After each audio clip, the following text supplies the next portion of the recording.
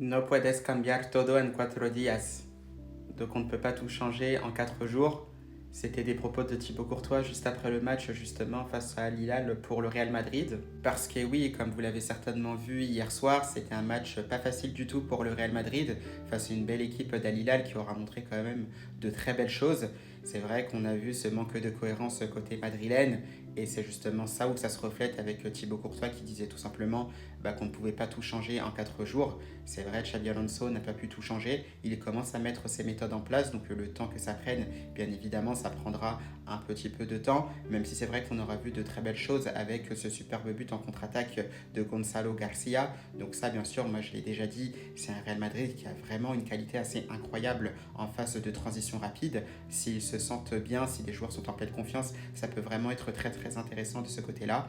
Mais pour le coup, il faut vraiment laisser le temps, bien sûr, à Xabi Alonso et surtout continuer à avoir confiance en cette équipe du Real Madrid et surtout en son nouvel entraîneur. Donc le Chavales, pas besoin de s'inquiéter. Il faut être patient. Je pense qu'on connaît tous le football ici. On sait que ça prend beaucoup de temps, ces choses-là. Donc, vraiment rester patient et vraiment rester confiant par rapport à notre équipe du Real Madrid.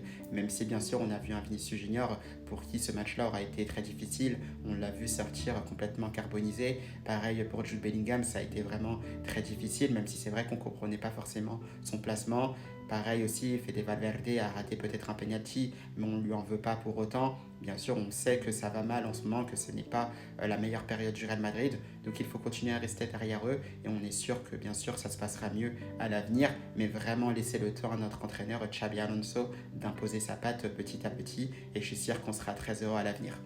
Donc on verra ça, bien sûr, peut-être qu'il y aura de meilleures choses face à Pachuca, mais dans tous les cas, restons confiants de ce Chavales et restons derrière le Real Madrid. À la Madrid!